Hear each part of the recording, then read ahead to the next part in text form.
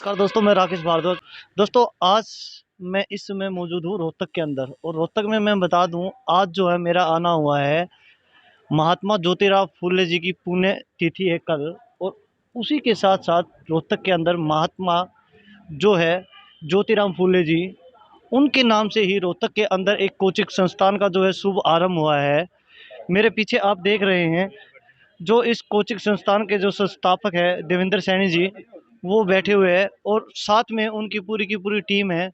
और महाराज महेंद्र सागर नाथ जी भी, जो कि हस्सी से है, वो भी इनके बीच में हैं। तो इनसे जानते हैं, अगर आखिर इन्होंने जो आज इतना अच्छा जो काम किया, कहाँ से एक प्रेरणा मिली। जी नमस्कार। नमस्कार जी, नमस्कार। देवेंद्र जी, आज आपने शिक्षा को लेकर एक बहुत बड़ा कदम उठाया है।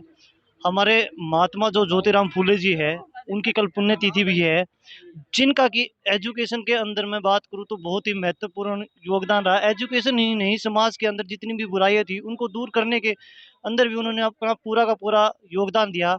और उनकी जो धर्मपत्नी सावित्री बाई फुले जी, उनका भी एजुकेशन के अंदर जितना हाथ रहा है, किसी से कोई छुपा नहीं है, सभी जानते हैं।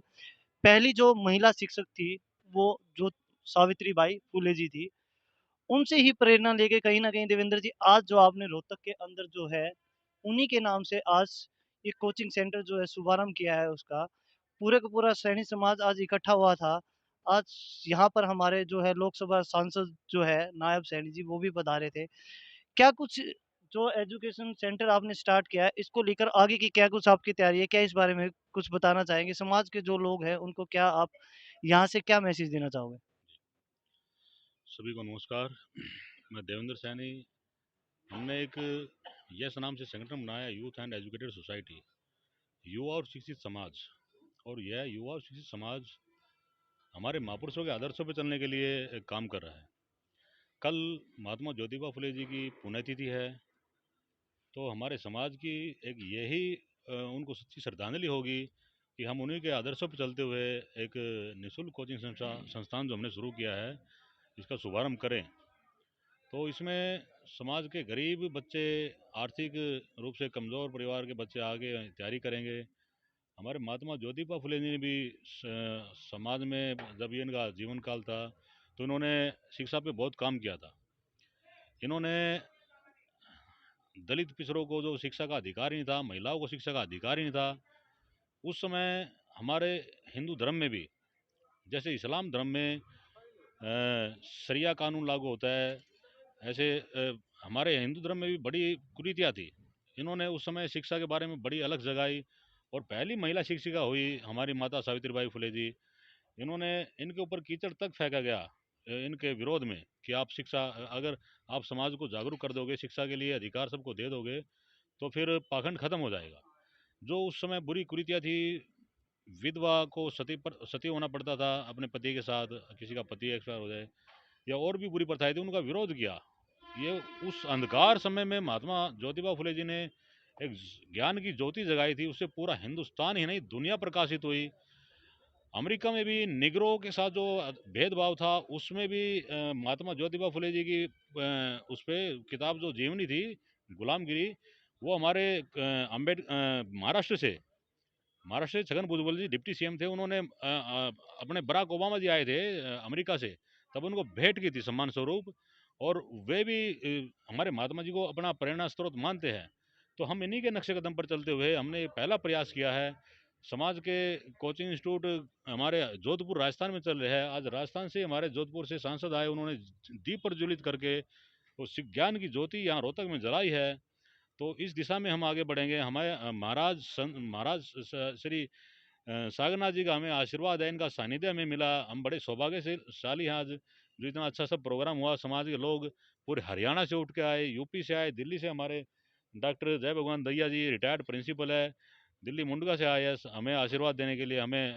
तो हम आज अपना सफल प्रोग्राम करके काफ़ी अच्छा फील कर रहे हैं, और हम समाज को कुछ देने के लिए आए हैं। आजकल बिना कोचिंग के समाज में कहीं भी किसी भी कंपटीशन, किसी भी उसमें उधार नहीं है।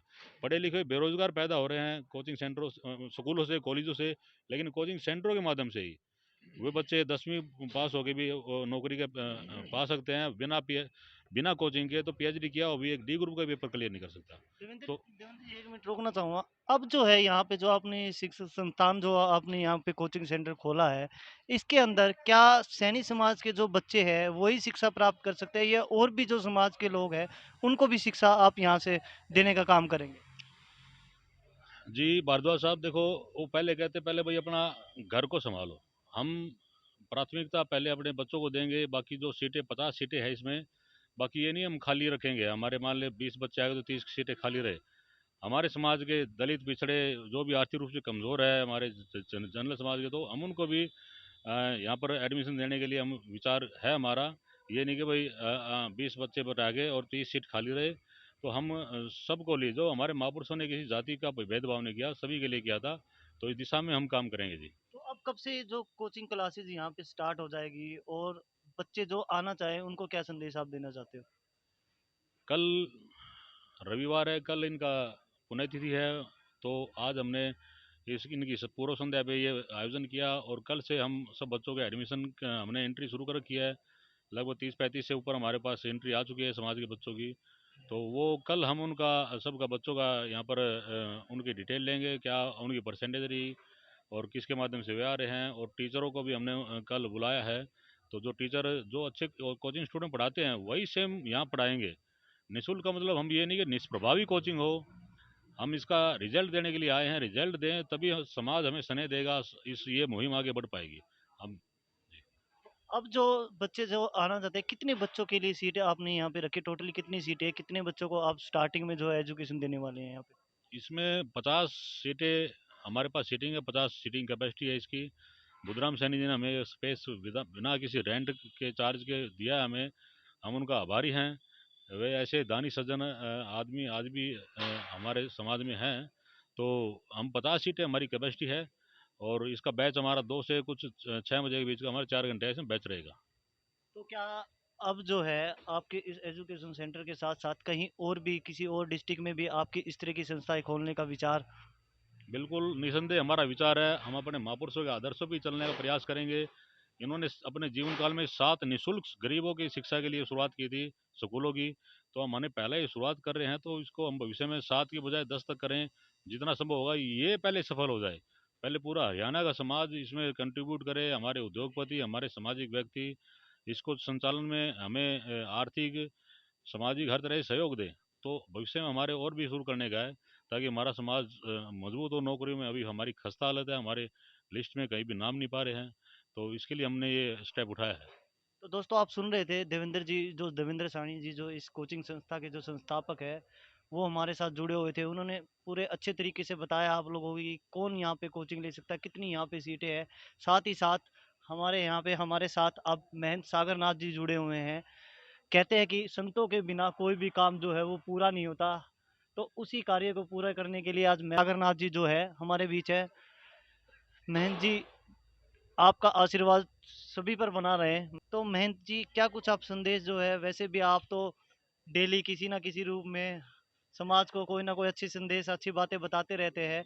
अब जो आज जो ये शिक्षित संस्थान जो यहाँ पे खोला है कोचिंग सेंटर देवेंद्र जी ने, क्या कहना चाहेंगे इस बारे में? क्या कुछ संदेश देना चाहोगे? सबसे पहले वाईपीबी के सभी दर्शकों को मेरा नमस्कार। Yes youth and education society जो इस प्रोग्राम में आज हम शिरकत किए बैठे हैं, बहुत अच्छा ये कार्यक्रम है। महात्मा ज्योतिबा फुले का जो सपना था, यस ग्रुप उसको आगे बढ़ा रहा है और महात्मा जी के पद चिन्हों पे चलते हुए ये कार्यक्रम कर रहे हैं। इनका मानना है कि जो महात्मा फुले ने शिक्षा का पौधा लगाया था, उसका और विस्तार हो और जो ज़रूरतमंद बच्चे हैं, अभी आपने पूछा कि भी समाज के बच्चे होंगे या दूसरे बच्चे होंगे, जो ज़रूरतमंद बच्चे हैं, बेसहाय बच्चे हैं, जो आगे बढ़ना चाहते हैं लेकिन पीछे सोर्स नहीं है, तो संस्था इस तरह के काम करेगी, कार्य करेगी। क्योंकि क्रम भूमि की दुनिया में श्रम तो करना पड़ता है, परमात्मा तो खींचता लकीरें, रंग स्वयं को भरना पड़ता है। तो ये यश ग्रुप है, एक रंग भरने का काम करेगी। बच्चों की जो लकीरें हैं उनमें शिक्षा का रंग भरेंगे, ताकि वो आगे बढ़ें और अपने परिवार का पालन पोषण कर सकें। तो दोस्तों, महंत जी जैसे कि नाम से ही जाना जाता है महंतों को, उसी तरीके से बड़े अच्छे ढंग से महंत जी ने भी इस शिक्षा संस्थान के बारे में जो बातें बताई, हम कहेंगे कि उन पे कहीं न कहीं हर बच्चे को अमल भी करने चाहिए। अब हमारे साथ जुड़े हुए हैं धर्मवीर जी, जो इस पूरी की पूरी संस्था के जो अध्यक्ष हैं, उनसे भी बात कर लेते हैं, क्या कुछ कहना चाहते हैं? जी सर, नमस्कार। जी सर, क्या कुछ संदेश आप देना चाहेंगे? मैं अपने युवा साथियों को ये निवेदन करूंगा कि किसी भी युवा साथी के हृदय में अगर ये बात है कि मेरा दिमाग कम काम करता है या मेरी मेमोरी की कमज़ोर है या मैं कुछ कर नहीं पाऊंगा, तो उसको अपने दिमाग से ये शक सुबह निकाल देना चाहिए। अभ्यास से हर चीज़ संभव है। इस दुनिया में सफलता के लिए सिर्फ दो चीज़ चाहिए। एक तो ध्यान। जो भी अध्यापक पढ़ाता है उसकी बात को ध्यान से सुनो। ये समझो कि ये जो बात बता रहे हैं ये हमारे फ़ायदे की है।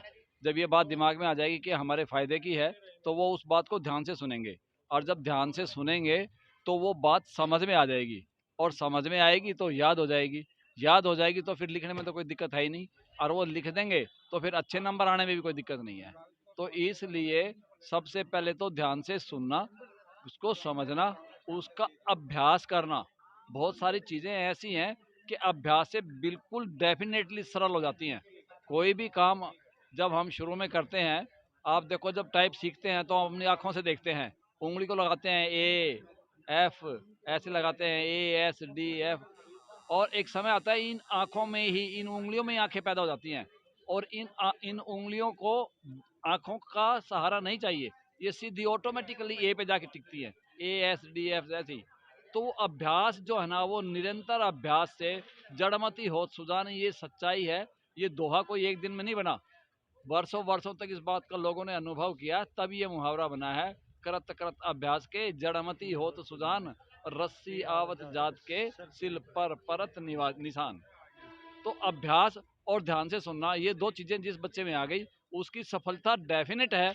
कोई किसी भी तरह की बाधा उसके उसमें नहीं बन सकती, ये सच्चाई है। तो धन्यवाद। हमारे साथ जिस धर्मवीर जी थे, उन्होंने जो है बात आपके सामने रखी। अब उम्मीद करते हैं जिस तरीके से जो यूथ एजुकेशन सोसाइटी ने इतना बड़ा बीड़ा उठा, बने रहिएगा दोस्तों हमारे साथ।